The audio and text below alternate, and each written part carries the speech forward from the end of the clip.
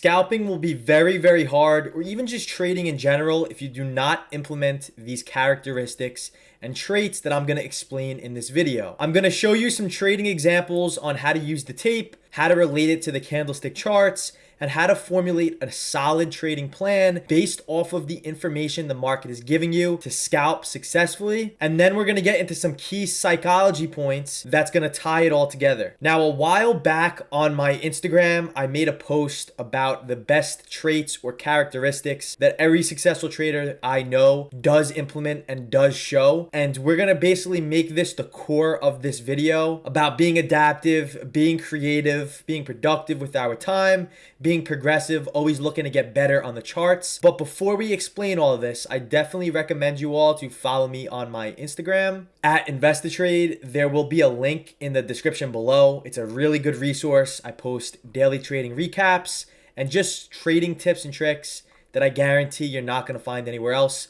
Link in the description below. You're missing out if you're not following it. But now let's get right into these charts. The first characteristic we need to understand and develop as a successful scalper or trader is we need to be adaptive. This is number one. This is the most important, that you must adapt to the current market conditions. Different market conditions bring different ways we must trade in order to find success and profits. Not one market will ever be the same. The market is constantly changing. And if we don't change with it, it's going to be very hard to make profits. Now, the first thing you need to ask yourself is what is currently working in the current conditions. Now, this revolves around the overall larger picture of the market. So first thing you have to do is always go to a higher time frame chart, whether it be a weekly chart, whether it be a daily or a 4-hour chart. No matter what instrument you trade, you could trade options, stocks, futures. This relates to any market. Always start on a higher time frame chart. You need to ask yourself first, what is the trend? Where is volume? And what is the market doing? Are we putting in higher highs? Are we putting in higher lows? If the market is downtrending on a higher time frame chart with nice volume coming into the market, the best trades will be breakdowns or shorting failed pops or rallies to the upside. Now, if the market is uptrending, we are putting in higher highs and we are putting in higher lows. The rule here is now you want to be looking to long pullbacks or longing breakouts to the upside, but you must always keep an eye on volume. So now we understand this on a higher time frame chart, and we understand what currently works best in the current conditions. Now, as an intraday trader, we must go to a smaller time frame chart. Could be a 1 minute, 5 minute, 30 minute. We must know what the market is doing intraday. The first thing that I look out for is volume on an intraday level. Is there high volume compared to the past few days? Is there volatility? Are we seeing large price swings or large movements on an intraday level? Is the market respecting my levels of interest? Is there momentum coming into the market? Are we breaking highs with ease? Is strong buyers coming when we start moving up? Is the market selling off and increasing volume as we start moving lower? These are all questions you need to ask yourself that will relate to the market conditions. Not one strategy will fit best in all conditions. You must adapt to the current conditions, and this relates to just putting the odds in your favor. Different conditions are going to enhance the odds for a type of move that is coinciding with your strategy. If your strategy is looking to capitalize on breakouts, you want to make sure you're trading on a day where the odds are enhanced that a breakout or a very large uptrending move is possible. And you're constantly reworking your strategy or your edge to fit the current conditions. Now, to be a successful trader, in my opinion, you need to be creative.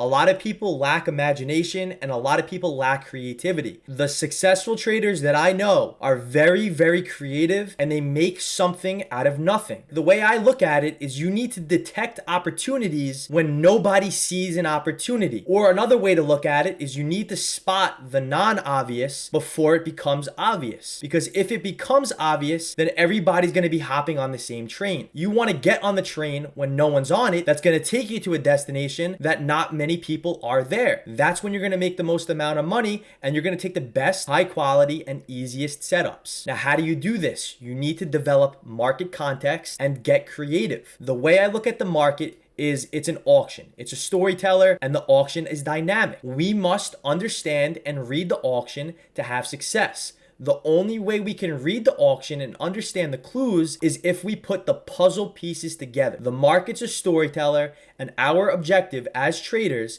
is to put the puzzle together before the story gets told. Because if we put the puzzle together before somebody else sees it, we're going to guess the picture, or we're going to guess the story before it gets told. And this is when we're going to be able to get in before the move happens. And we do this by spotting context clues.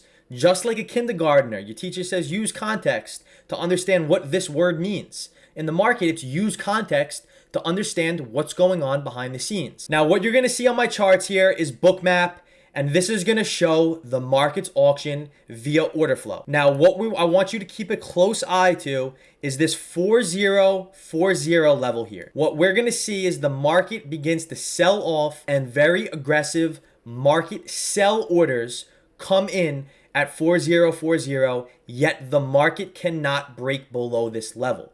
Now, this is what I mean about being creative. If someone's grandma could see it, the chances of it being reliable is very, very slim. So what we're going to see here is a very aggressive seller come into the market, yet we cannot break below 4040. At this moment in time, you see very large aggressive market sell orders hitting the bid, removing liquidity from the market, yet price cannot move any lower. This is the S&P 500, is one of the most liquid markets in the world. And what we're going to see here is over 10,000 lots. Someone do the math on that. And that is ridiculous size. Yet price could not have broken below this 4040 level. The more times you jump on the floor, it's going to get weaker. And at one point, the floor is going to break and we're going to start selling off to the downside. However, with the context, again, getting creative, temporarily for 10 seconds, we broke below 4040. And 5 seconds after we broke below it, we immediately reclaimed above 4040. Now, what this is going to tell me is there is major absorption at 4040, and this is a green light to take the market long if we reclaim above it. The reaction after the fact will give us the context clues of what's going on. Because if we see, let's just say, a large seller down here, what's stopping me from saying, okay, this might be a long closing out his position at the highs? This doesn't mean it's a true seller coming into the market.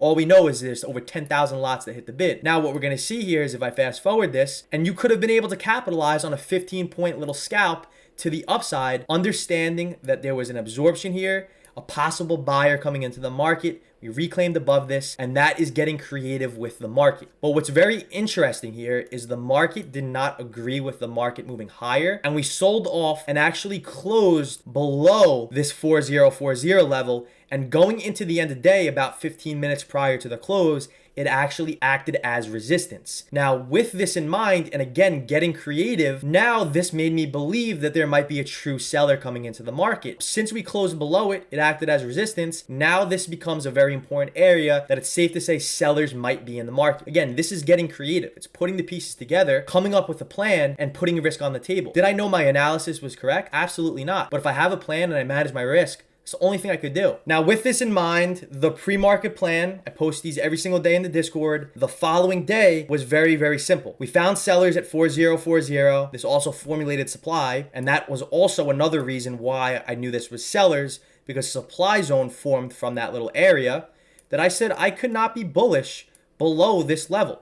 The market came up the following day, and guess what acted as resistance very, very well? Now I'm structuring the market around this 4040 level. I said my key level for this is 4040. This is the following day now. Failed to get above it, and a break below 4010. I want to lean on the short side, targeting 3997, 3985. This is what I mean about using context, developing if and then statements based on what the market is providing us with our creativity. If we look on a normal candlestick chart, we're not going to see this. And guess what happened? The market overnight rejected our 4040 level, broke below 4010, and we sold off and hit our 3997 target and hit our 3985 target, which is this blue line, following our plan. And we do this by getting creative. You must be creative. The next trait that a lot of successful traders implement is they are very, very flexible. A lot of traders who have success are not rigid. They're not sitting in front of their computers like a stone or a statue. And when they see something come in front of them, they're just sitting there doing nothing. The best traders are flexible. They could bend their rules. They could change their strategy on a fly. If, let's just say, you're driving down a road and you see a roadblock, what are you going to do? You're going to park your car there and wait for the detour to go away, which might be 2-3 days from now? No, you're going to turn around and you're going to find a different way to get there. It's the same thing in the market. There's going to be detours. There's going to be roadblocks. But if you're not willing to go around it, or figure out another way to get through it, then it's going to be very hard to get where you got to go. But if you're a trader that gets to it and you're saying, okay, I'm going to sit here and wait, or I'm not going to do nothing until that moves, you're never going to get to your end goal. And it's the same thing in the market. Now, I'm going to show you an example of a trade that I was not flexible in because this prevented me from taking a setup according to my own plan. It's vital for you to be flexible to your plan if something new arises or something changes. Listen to what the market is telling you. So in the pre-market plan on this day, our bullish scenario was if we can reclaim above 4010 and 4020, then I want to play longs into 4040. Well, guess what happened? The market rallied, reclaimed above 4010, and I did not take any trade. Number one, I didn't really have a plan because when the market did come up over here, I didn't find a valid entry point in real time to take it, but I was sitting here trying to find an entry and I couldn't find it. My plan came into action, but I wasn't flexible enough to bend or take this trade, although it worked out very well. If you don't change when the market changes, you are going to get left behind. This is a good example where I said, I'm not buying a rally today unless we could get above this pink supply box. I said, it has the characteristics to be a major trap. I'm letting this develop some more. It's too early to open up a trade with the current information, and I cannot feel it right now. This was at 9:35 a.m. Eastern, 5 minutes into the market being open. 9 minutes later, I said this is a very bearish open, in my opinion, a very weak tape, and once we break below this 4040 level, we're going to see some blood. Now, 5 minutes after I said that I can't feel it and I'm waiting for it to develop, I took my first trade. Now, why did I take that? I flexed to what the market gave me. This also ties into the next characteristic, which is being reactive to what the market gives you. Never try to predict, and be okay to flex your plan or flex your feelings or your opinions. Never predict what the market's going to give you. Instead, react and be reactive. The best traders react to the story that the market is telling them. Think about everything that I've mentioned so far in this video. It all kind of ties in together, and reacting is kind of the icing on the cake. So for example, in this trade, when I said that I can't feel the market right now, it's when we looked just like this at 9:35, we had the supply directly above. Now, 5 minutes after, what we're gonna see here is a failed high at daybreak. Essentially, the market breaks the high, which is right here, and there was a seller selling into the high at daybreak when many were buying. Now, what it's going to look like on Bookmap is I've also made a video on this, is we're going to break this high right here where I'm hovering over, and immediately after breaking the high, we're going to move back below into this range. Strong buying pressure above it and an immediate reclaim below, indicating sellers. Now, this is when I put in the Discord that this tape is very bearish, weak tape, and we're watching for the downside levels to crack. As soon as I see this, 9:40, enter the market without hesitating. If you see something right in front of your face, don't sit there like a stone or rigid. Act upon it, react, put the trade on, and manage your risk. It's the only thing you could do. And if you did that, just like I did on this trade, you would have been able to capitalize on a very, very, very nice sell-off to the downside just by reacting to what the market was, flexing your plan, and taking what the market gives you. Now, the next trait is you must be productive. If you're not a productive trader, you're never going to see improvements. You must work smarter and not harder. If you're sitting in front of your screens and you see the market chopping, it's not doing anything, your best decision will be to walk away. That will be more productive than sitting in front of the screens trying to force a setup. You need to preserve your mental capital. Instead, if you're sitting on a trade where we're not moving anywhere, you're scanning for a setup, when the conditions do not fit and you're not adaptive to it, then you're basically depleting your mental capital, and it's going to be an opportunity cost for a trade that you might take in the future. Know when to walk away when the conditions do not present, and know when to be active when the market is telling you to enter a setup. Quality over quantity. I don't care how many setups you take. One high quality setup is better than 5 really low quality and shitty setups. Make use of your time, or else the market will make use of you. Understand that. Make use of your time, or else the market will make use of you. Be very progressive. Never stop trying to improve. Journal all your trades. Review them. Always tap into psychology. Watch my psychology videos. Work on yourself mentally and physically. Push the limits. Do not set any boundaries. Always seek constant improvement